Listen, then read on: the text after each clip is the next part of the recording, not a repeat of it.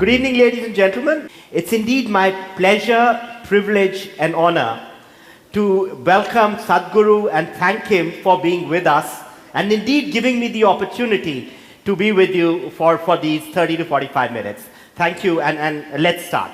I wanted to start off with the Rally for Rivers. I think, 16 states, 9,300 kilometers, in 30 days, 142 rallies. And so I would start off by saying, I know you've spoken about it quite a lot, but I wanted to talk about two specific things. When and where did the idea germinate, Sadhguru? And second, if I could club it together, is your experience of having lived through it. Because we've seen it, you've spoken about it, but I think for this August gathering and with the privilege of yours. So where did the idea germinate, and what was your experience with everybody in the entire thing? My association with forests and rivers of this nation goes back to very early childhood. When I was just 10, 11 years of age, if I found 10 rupees, it's a lot of money those days, I would buy enough bread or whatever, and I would be gone in the jungles for days. Well, there was a whole drama happening at home and in the town looking for me, but I was so engaged with this because when I was in the jungles by myself, what I realized was this was not trees and animals and reptiles and stuff. This was a mega life by itself, much larger life than myself. This is how I experienced the forests of South India. Then when I was 17, I floated down Kaveri for 13 days, 163 kilometers. And I lived off the river. Just on 4 truck tubes and a few bamboos, I just floated down. Like this, my engagement with this has been always. But in the last 25 years, I have watched with some concern that these magnificent rivers and the most fantastic… for many days I've lived without food just on the Kaveri river water and a few Nugu and Kabini river water because I wouldn't get any food and I just drank water and did whatever I did. But when I saw that the way the river is dropping down and the vegetation around it is being destroyed at the pace at which it's going, particularly in the last 7 to 8 years' time, the depletion of Indian rivers is disastrous. With 1.3 billion people on our hands, the way our soil and water is depleting is something that nobody can ignore. I don't think most people will understand unless they actually travel a little bit in the country and see firsthand, because what's happening is beyond irresponsible. Beyond that, something totally disastrous we're doing as if we're the last generation here, that's how. That's why most of them are packing off their children to other countries, because we're living like we're the last generation. So this rally has been on my mind for last 7 years, but this is my way. I never speak to even people who are immediately around me. Only 59 days before the rally, for the first time, I spoke to our teams. They said, how is it going to happen across the country? How can we unleash all these events we can do in major cities, but how can we do in the villages and all this? Then we went into the detail, this detail had worked out and we went into the detail for a few days. Then all the teams across the country got into a huddle of their own and started working towards it. But the phenomenal thing was, for the first time, across political spectrum, all parties across the country responded positively, which I thought is really… I need to acknowledge the political parties for this because all of them coming together for one cause is a miraculous thing. It's almost like we have taken the word opposition literally. We got to just oppose everything that happens in the country. But they all came together, which was wonderful, because that was significant.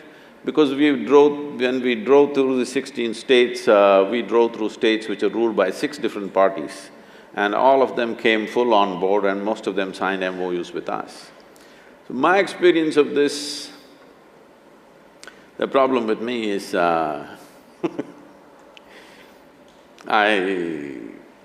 Because I don't have a thinking mind, I have a picturing mind. So I picture every small detail in my mind without really thinking in words and what should happen, what should not happen. So literally, the rally went almost in toto, almost 90% just the way I had pictured. So there were no surprises or too much excitement for me. It was nice once again, I've driven and ridden across India on my motorcycle, later on I've driven across the country many times. So almost for the last maybe 8 or 9 years, I have not really done such extensive driving. So it was wonderful to drive across India. Though I drive across the world, it's always very exciting to drive across India for a variety of reasons. So it was a great thing, particularly the way ordinary people responded. People who do not know what's happening in the country or in the world, they don't know what is ecological disaster, what it is, nothing, simple people who are fighting for their daily survival. I'm telling you, we're like many days, the distances were planned in such a way that we would drive for about 8 hours to 9 hours a day. But most days we ended up driving 15 to 18 hours a day, some days 24 hours a day because everywhere they're stopping us and they've organized events of their own. Small villages have organized events of their own. I get down and my Hindi and somehow I speak something. I'm driving through somewhere on the border of Madhya Pradesh and Uttar Pradesh. It's around 2 a.m., it's raining and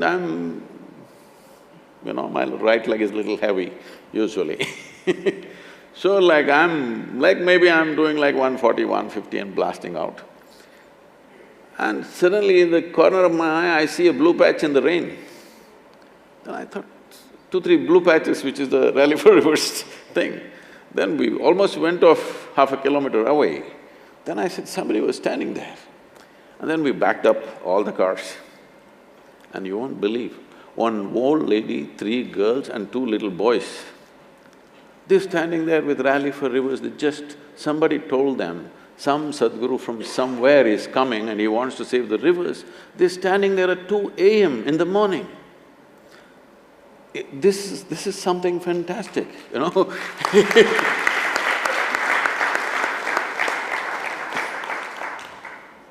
No, incredible, Sadhguru. I remember even in Bombay, the speed at which you were driving, I think outskirts is okay, early morning on that day. But Sadhguru, I think the other thing which you spoke about in the audio visual as well, I think this entire concept of bringing together economic benefit with ecological benefit is something, if you could sort of elaborate a little bit more for the audience, it would be really good, I think, because normally when we talk of anything to do with corporate social responsibility or ecological things, the thinking is it perhaps goes contra to economic benefit. And I think here it's sort of, it busts that paradox in a manner of speaking, or that thinking. So we must understand this, whatever is philanthropy is only a helping hand when somebody is down. It's not a solution. It is not a solution in the real sense. Solution will happen only when it becomes a two-way process and it can be continued. It is sustainable only when everybody benefits, otherwise it's not sustainable. Whether it's in the marketplace or marriage, if both the parties benefit, only then there is a sustainability. So I was looking at how to make an ecological initiative into a win-win for all the people concerned. When I said all the people concerned, one thing is the fundamental entity is the river. And immediately there are farmers and the communities which live there. And there are local governments and there are people who live in the cities. And there is a larger government. All of them should benefit, otherwise this will not happen. Somebody will put spanner in the works. So this is how the policy was constituted.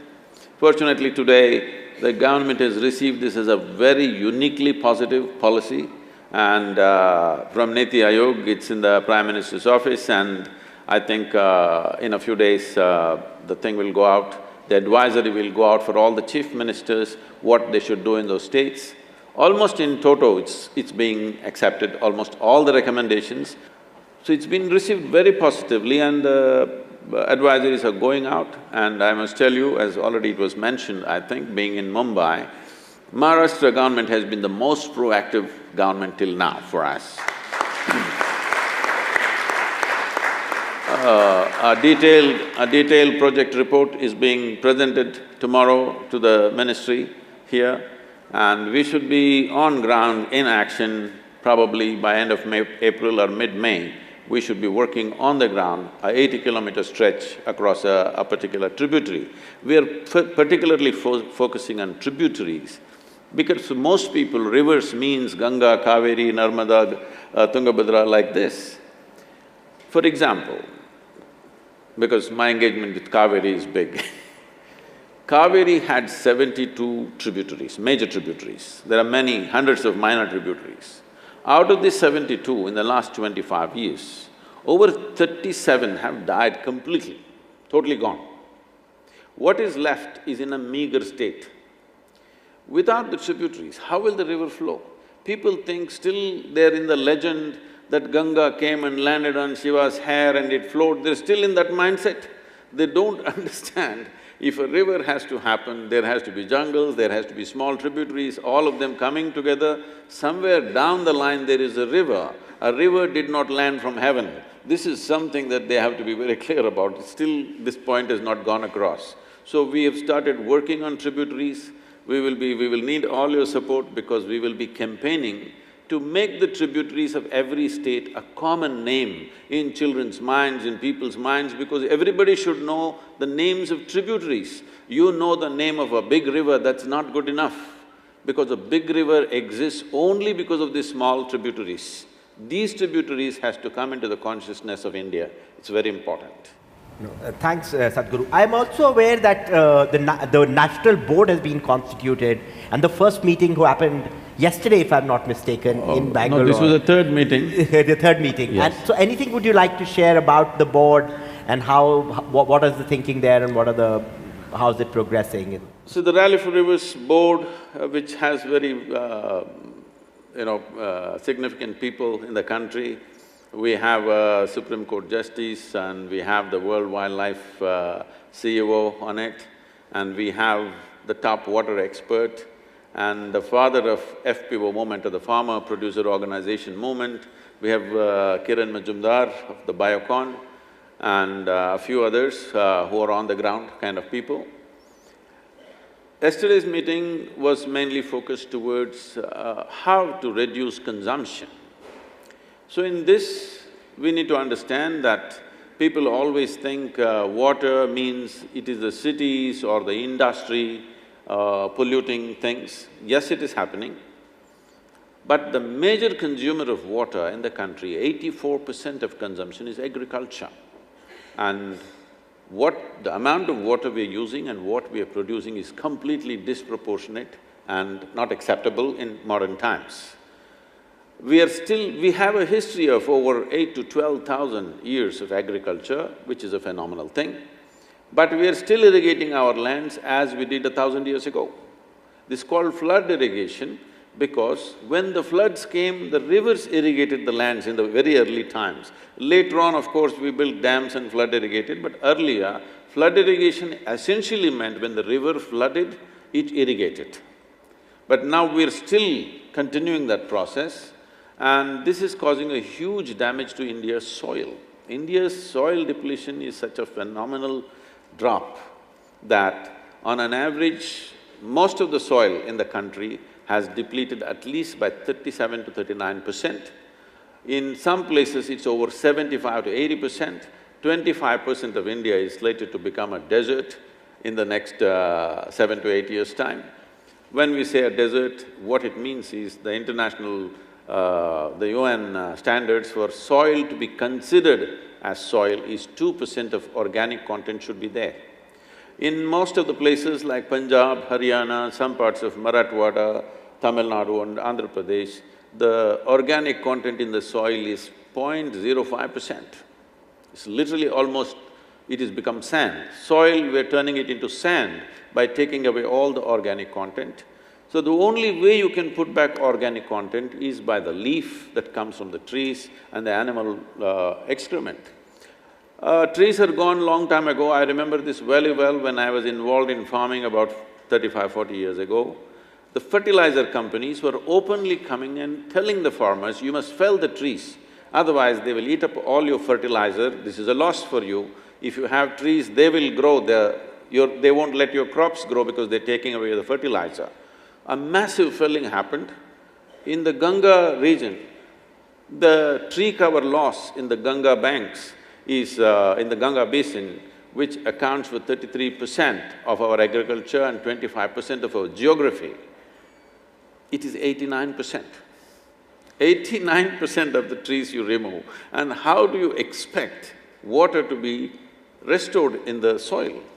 So fortunately now a board has been formed for that, and one of your ministers from Maharashtra is a very very dynamic way of… out-of-the-box way of doing things. We are also being co-opted for making this happen. Like this, every river has a sad story. The important thing in this whole thing is 75% of the riverine land is in the farmer's hands. How do you handle this farmer who is just struggling to make a living and as the video was saying, over 300,000 people committing suicide, their condition is pathetic, their nutritional requirements are… they're in abysmal state, most of the country. 60% of India's population, their skeletal system has not grown to full size. This means we are producing substandard humanity. If your body doesn't grow to full size, neither will your brain grow to full size. This is the kind of people we're producing, and we're going on talking about, demographic dividend. Where is the dividend when you produce substandard humanity? Because that is happening in very large scale. So right now we are looking at setting up certain models, large-scale models, where water consumption can be taken. Industry and business has a huge role to play. See, the main part of agricultural disaster unfolds this way. You need water source and you need to irrigate your land. Irrigation is the biggest investment. Just to give you an example, I was just talking to a Tamil Nadu farmer who is 27 years of age, very enthusiastic, energetic young man. He has 3.5 acres. So I asked him, what's your water source? He says he has sunk 9 bore wells in 3.5 acres. It costs over 1 crore to sink 9 bore wells. He's never going to make it. He has to either sell the land or run away from the village or hang from a tree. This is all the option he's got in the next 5 years' time. Farmers should be focused on just growing the crop, which he is actually very good at. India is one nation because of our latitudinal spread. From Kanyakumari to the foothills of Himalayas, we can just grow about anything you want in the world, just about anything. And we have the skills. 60% of the population knows the magic of how to turn mud into food. This is not a small thing. You take your top qualified people into the land and ask them to grow a crop, it'll be a disaster, because it takes a completely different kind of skill, which we have, 50%. If we handle this right, what we have on paper, if we can execute this in the next 10 years' time, we can be the bread basket of India, bread basket of the world. We can feed the entire world because we have people who have the necessary skills, we have variety of soils, we have variety of temperatures and atmospheres that we need. Everything that they want to have for growing food for the entire world we have. But we have not exploited that simply because we've left the farmer as he was 1,000 years ago, not 100 years ago. He's still doing the same practices which were done 1,000 years ago. We are envisaging a plan how this can be transformed with the involvement of industry, business, government, everything included. This will not take enormous investments. What this takes is organization and a commitment to fulfill that organizational setup. Right now, if you produce little more, it rots because there is no cold storage, there is no value addition, nothing. If the crop is bad, he suffers. If the crop is good, he suffers. And we have compulsory education system right now. We have done some kind of a survey in Tamil Nadu. I've been asking farmers, how many of you want your children to go into farming? It's less than 1%. In Tamil Nadu, it's less than 1%. On an average in the country, it's less than 15%. So in another 20 years' time, when this generation passes, our skill of being able to produce food for this many people, we will lose it because the children are going to school, they don't know a thing about how to grow any crop, and neither do they have the body to go back to the farm and work on the land. It's not easy to do that. And in another 15 to 25 years, we are going to lose this ability unless we make agriculture into a highly lucrative process in the coming 5 years. It is possible to do it. We have done it in small modules. Right now, we are trying to set up large-scale modules so that we can show in 3 to 5 years' time, a farmer can easily multiply his income anywhere between 3 to 8 times. If this happens and the village infrastructure comes up as we are talking about entertainment, sport, culture, folk music and dance, everything to come back. We are seeing how to create this so that it is worthwhile to live in the village. Right now, only those who don't have means to escape to Mumbai or to America is still living in the village. Anybody who can escape is gone. It's a trap. It is not a choice, it is a trap. Those who are stuck there are stuck there. You cannot run a nation keeping 60–65% of the population in this condition. Thanks, Sadhguru. On behalf of everyone here, I'd like to commit to you that I think, as you rightly said, it does not require as many resources as it requires commitment. And I think what Rally for Rivers is a movement which has been started, and I think some of us have been fortunate to see that movement begin, and I'm sure it will be a historical movement in the country. And I think that commitment which is there from the government, from industry and organizations, from people, will make sure that the dream which you have and the work which is being done in this area comes to fruition. Now, the United Nations Ecological Program has taken this and said this is literally in the UNEP President's words, he says this is the incarnation of sustainable development. Never before it's been done like this. And on 22nd of this month, March 2018, we are presenting this to the United Nations. And all the countries are participating in this because most of the countries within 33 degrees latitude, the same policy could be implemented literally toto, except for the cultural aspects. In terms of weather patterns and other things, up to 33 degrees latitude, this can be effortlessly implemented across the globe. This is something the UN has recognized, and we are making a presentation there also. Congratulations, Sadhguru. And I think this is, entirely your initiative, and India again becoming a Vishwaguru in this space actually, thanks to your initiative. I was wanting to now talk about two other things which are very close to your heart, I know, and you've been thinking about it. One is this thing you spoke about in the audio-visual as well, and I've seen it personally, being there at the ashram and on Shivratri and all that. Basically, you always say you should to be high on life. You don't need chemicals to be high on life. I think this menace in India is growing a lot, but it's there globally as well. Your reflections on addiction and what is it that we should do as a society and collectively as all of us in this space is something I wanted you to share your thoughts on this. So every one of you know today that the greatest chemical factory on the planet is human body. The most complex and sophisticated chemical factory on the planet is this. So in one way of looking at yourself is you're a chemical soup. The question is only, do you have a great CEO managing this chemical soup or a lousy CEO? That's all there is. So if you are a lousy CEO, this is going into your bad chemical state. If this is a great CEO, this is in a fabulous state. So the entire movement is towards creating technologies for well-being, not by philosophy, not by looking heavenward, not with morality, but if your chemistry is blissful right now, who can make you miserable, I'm asking.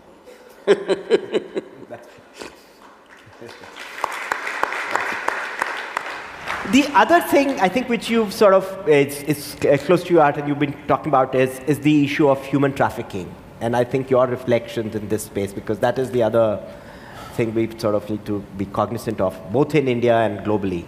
This is a very, Just about few months ago, I met someone in United States who is supposed to be some kind of an expert on the internet affairs and stuff. I never get the time to do what is this browsing or this and that So, I was just asking him, what are people looking for? So many people are on the net, what are they looking for? And he says, matter-of-factly, I don't know if… I hope this is wrong. He says, 70% Sadhguru is pornography. And he tells me every year, I don't remember the figure, some millions of children below 15 years of age are being sold on the internet. I thought, what's happened to us? We're selling our children to do dirty things? This means we've lost our humanity fundamentally. So as a part of this, we kind of unleashing this in the coming months, already it's beginning to take off. I have a few hundred, maybe a couple of thousand hours of material that I've spoken. In the last 40 years, what I have spoken, but in the first 10, 12 years, it wasn't recorded, it was on Koni cassettes. Later on, we came to Sony cassettes, which some of them are preserved, but real recording has happened only in the last 17, 18 years. So in these 17, 18 years, the video content we have runs into hundreds of hours. Most of it is just in the archival state. We are a volunteer organization, we don't have enough resource to pull it out, edit it and put it outside. There's material just about every kind of aspect. So I said, as a part of this, I made an announcement among our own groups that whoever wants to take this material, you take it and use it, you monetize it, you run it whichever way you want, it's all free for you. We will give everything we have free of cost, just make sure in this world, we have taken this thing up that in the next 3 years, I want to make sure at least 90% of the adult population, I'm leaving 10% for a certain reason 90% of the adult population has at least some simple process within themselves that they can do for 3 minutes a day. Something to settle themselves, something to take care of themselves, something that will not drive them into desperate acts to do something harmful to themselves or to somebody else, at least spare the children. No, I think that's a great thought, Sadhguru. I think I'd like to applaud.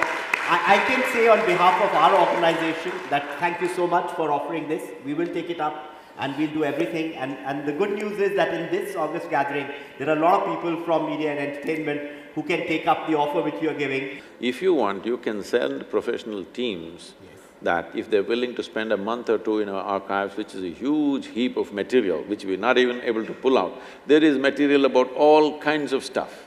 You can take the material and use it whichever way you want, you can monetize it, you can do what you want. We will not ask for anything from you. I want this to just get to the people so that people understand all the problems that you have are made by you. And if at all, if solutions have to come, it has to come from within you, there's simply no other way. On this note, Sadhguru, I'd like to open it up to the audience, so we'll welcome a few questions if you have, so please go ahead.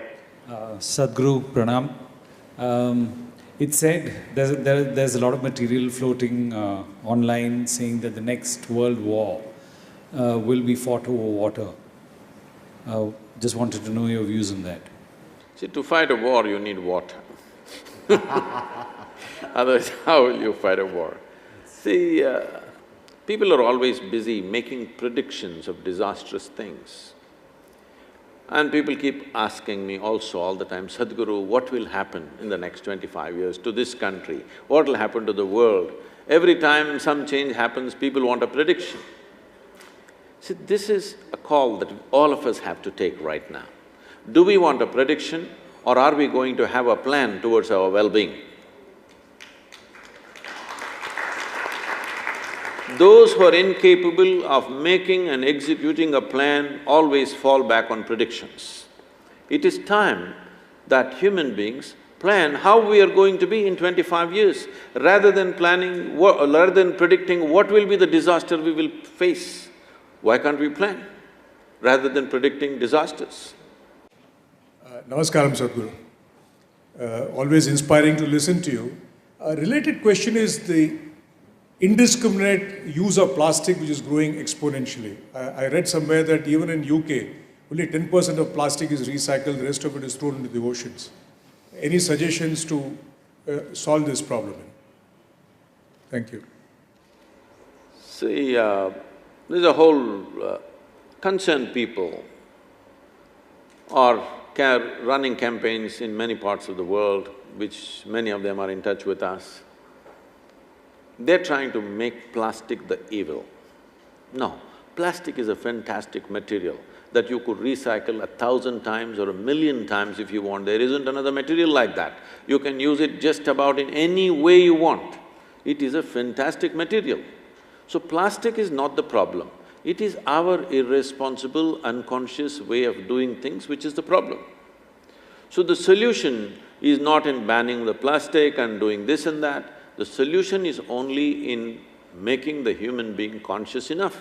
There is no other creature on the planet which is using a plastic anything, it is only the human beings. And today, we have the ability to communicate, all of you are in the business of communication.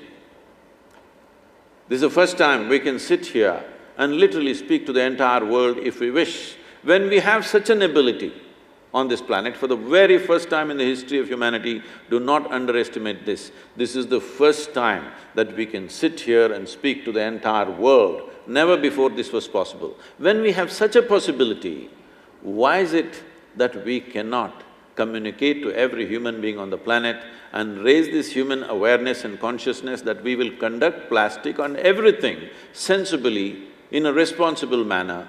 This consciousness has to rise. Just banning this, banning that won't come, because if you ban this, something else will come. Every 15 years we realize we've done the wrong things. It's time that we do something in such a way that's so much in sync in nature that after 200 years we should know we've done the right thing. Right now, every time we do something, after 10-15 years we realize we're doing the very wrong thing. Right now they're saying the biggest polluter in the future by 2040 will not be industry, will not be cars, it is your electronic instruments, your laptops, your iPads, your cell phones. This will be the most disastrous pollution on the planet. So right now we have to do this till 2040 and then say this, that we have done the wrong thing, we're going to correct it then. No, we can… this is not some rocket science. If you just look at it, as I said, this entire Rally for Rivers thing, people are asking, are you an environment… I am not an environmentalist, I am not a scientist, I have never read anything about environment, but I have lived in this world. I have lived in this world, I eat food out of this world, I breathe the air in this world, I drink the water in this world, I know how it works. Why is it that I don't know? Because most people think water comes out of the tap.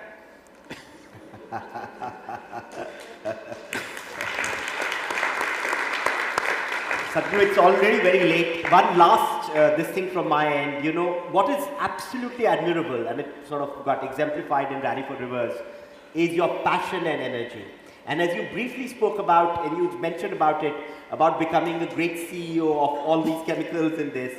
So a message for all of us in the audience, what are a few tips or a secret sauce of becoming a better CEO? Because you are an exemplary CEO in this space, so I think if we could learn from you, and that is the last thing from my head. See, all of you, by virtue of your education or geography or birth, somehow you've gotten yourself into positions of responsibility and some kind of power. Communication is power. How are we going to use this is the question, isn't it? How are we going to use this is the question. If we want to use it well, really well, tell me, when you are feeling really wonderful, let's say you're feeling fantastic within yourself this moment, are you not naturally inclined to do nice things to everybody around you? Hello? Yes. When you are feeling wonderful, it's natural for you to share that. When you're feeling nasty, you also share that. Hello? You do, you can't help it, isn't it? So this is the most fundamental responsibility that we have. Once life elevates us to a certain position of power and responsibility, How we keep this is very important. Once you're in a position to influence and impact people's lives, how you think, how you feel, how you act, how you breathe affects everybody around you. So is it not the first thing we must take care of? Once life has offered this opportunity to us that we are able to impact life around us, the very way you sit, stand, breathe, everything should be measured and looked at carefully as to how it works best. This is like you're in a position of responsibility and power means in some way you're on a fast track. If you're on a F1 track, then I don't know if you've seen racing machines, I've always been engaged with them. And if you're on a F1 track, then you have to look at everything, you know. Everything and everything and everything over and over and over again, the same things. I will tell you, I was in the Ferrari paddock in the Singapore races. I was just looking at these guys. They've been given 100-octane petrol, okay? It is the best possible fuel. They're putting it through the regular filter. They have a racing filter, they put through that and they're not happy. They're getting some silk cloth and they're putting through the fuel, through the silk cloth, 3 times over before it goes into the car. I was just looking at this and this is scary. Because one tiny speck of something means the car will malperform. Malperform doesn't mean it will stop. It just means if it just misses a little bit like that, the race is over for that car. So I'm saying in some way, when you get to a certain pace of activity in your life, you are like a racing machine. When you're a racing machine, what goes in, how you breathe, how you sit, how you do everything needs to be looked at. Only then this will perform at a certain level. This is not to talk about myself because he's put me in the dock but our lives go like this. Now I have hundreds of people who do the same thing around me, but my life has always been like this. I'm minimum 20 hours a day, 7 days of the week, 365 days, doing variety of activity, not one kind, okay? Today I have hundreds of people around me, they're all like this. 3 days if we don't sleep, we're still functional, we're not going to fall apart. Oh, is this some kind of miracle? No. The immensity of being human, unfortunately, has not been explored by most of the humanity. Human being means it is an immense possibility. Are we going to make it into just one more creature who eats, sleeps, reproduces and dies one day? Or are we going to make this into something fantastic that just the very existence is just fantastic to be here?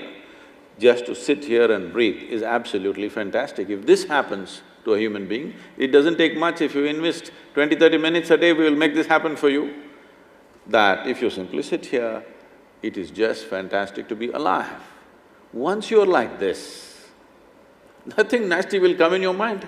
Why would you want to do something nasty to anything around you when you have no sense of nastiness in you? This is not out of morality, this is not out of ethic, this is not a controlled behavior. Do I look controlled? I'm wild but nothing will go wrong, because why will it go wrong? Why will anything go wrong with life? Because the greatest thing that's happened here is life. Why is it wrong? You think creation is wrong? It's fantastic, but it is too sophisticated a machine. It needs a certain level of attention. Do you agree with me that this human mechanism that all of you carry is the most sophisticated machine on the planet? Do you agree with me? I'm asking, have you read the user's manual? It's time to do that